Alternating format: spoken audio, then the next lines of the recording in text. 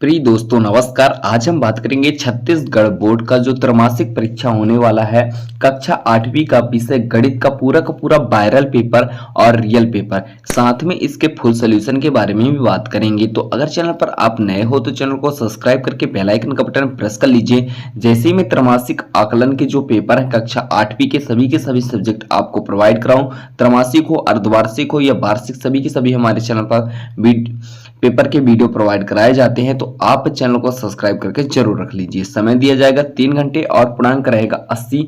कक्षा 8वीं गणित सब्जेक्ट का पूरा रियल पेपर लेके आ गया हूं आपके अपने चैनल पर। तो चलिए वीडियो स्टार्ट करते हैं बिना टाइम वेस्ट किए। हमारा पहला प्रश्न क्या है दोस्तों? तो दोस्तों हमारा पहला प्रश्न है, सम संख्या का पूर्ण वर्ग होता है। इसमें 4 ऑप्शन दिए गए हैं, विषम होता है या सम होता है या भाज्य होता है या अभाज्य होता है। तो इसका हमारा सही आंसर हो जाएगा ब नंबर, सम होता है। इसी तरह हम दूसरे प्रश्न की बात करेंगे। तो दूसरा प्रश्न है दोस्तों, आपके स्क्रीन पर शो हो रहा है -1 का होल 7 का सरलतम रूप क्या होगा?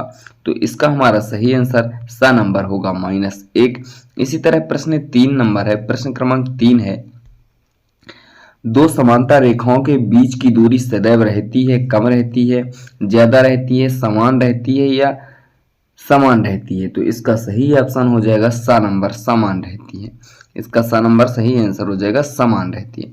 प्रश्न क्रमांक 4 है, वृत्त में लघु वृत्तखंड का कोण 110 डिग्री से संकट दीर्घ वृत्त का कोण होगा, आ नंबर होगा, यानी 50 डिग्री होगा। इसी तरह हम बात करते हैं प्रश्न क्रमांक 5 की। तो प्रश्न क्रमांक 5 है दोस्तों, जो कि आपकी स्क्रीन पर शो हो रहा है, प्रथम 5 प्राकृत संख्याओं का समांतर माध्य होगा।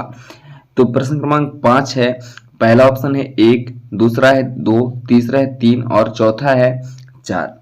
तो इसका हमारा सही आंसर सा नंबर होगा 3।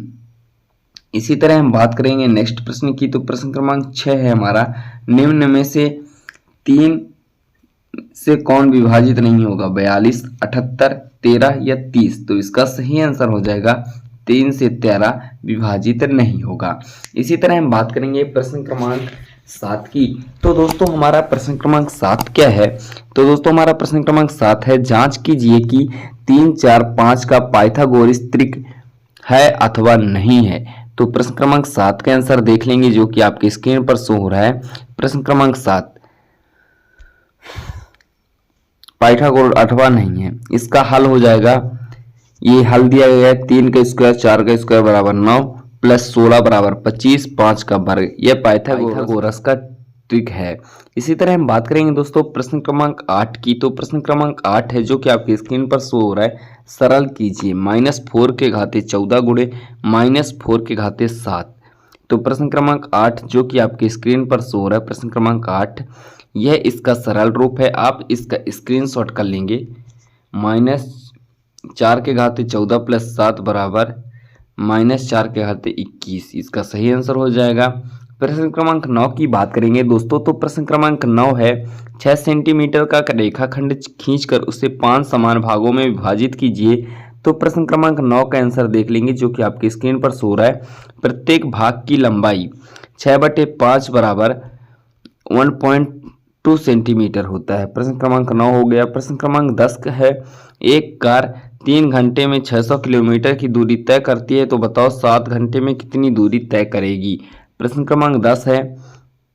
तो प्रश्न क्रमांक 10 का आंसर जो कि आपकी स्क्रीन पर सो रहा है, गति बराबर 600/3 बराबर 200 किलोमीटर प्रति घंटा। 8 घंटे की दूरी में 200 गुणे 8 बराबर 1600 किलोमीटर होगा। इसी तरह हम बात करेंगे प्रश्न क्रमांक 11 का। तो प्रश्न क्रमांक 11 है दोस्तों, -125 ABC क्यूब में -5A² 20 का भाग दीजिए। तो प्रश्न क्रमांक 11 का आंसर जो कि आपकी स्क्रीन पर शो हो रहा है, प्रश्न क्रमांक 11 का हल आपकी स्क्रीन पर शो हो रहा है। यह पूरा 11 का हल है दोस्तों, प्रश्न क्रमांक 11 का। आप इसका स्क्रीनशॉट कर लीजिए, व्हाट्सएप ग्रुप का लिंक डिस्क्रिप्शन में दिया गया है, आप जाकर ज्वाइन कर लेंगे। प्रश्न क्रमांक 12 क्या है दोस्तों? हमारा प्रश्न क्रमांक 12 है, प्रथम 10 विषम संख्याओं का समांतर माध्य लिखिए। तो संख्याएं ये हो गए, योग टोटल 100 हो गया, औसत 100/10 बराबर 100 हो गया। प्रश्न क्रमांक 13 है दोस्तों, जो कि आपकी स्क्रीन पर शो हो रहा है, गुणनफल 2x square minus 6x square plus 4x गुणे 2x स्क्वायर। तो हल इसका यह रहा आपकी स्क्रीन पर, इसका स्क्रीनशॉट कर लेंगे। प्रश्न क्रमांक 14 की बात करेंगे तो प्रश्न क्रमांक 14 है दोस्तों, जो कि आपकी स्क्रीन पर शो रहा है। संख्या है 4, 5, 10, 6, 7, 14, 9, 15 का औसत होगा। तो योग होगा टोटल 70 होगा और योग बटे 8 संख्या, जितने संख्याएं उतना का भाग दे देंगे तो 8.75 होगा। इसी तरह प्रश्न क्रमांक 5 की बात करेंगे तो प्रश्न क्रमांक 5 है, एक ताश के गड्डी में ईंट आने की प्रायिकता क्या होगी? कुल पत्ते 52, ईंट के पत्ते 13, तो प्रायिकता 13/52 बराबर 1/4 होगा। इसी तरह प्रश्न क्रमांक 16 है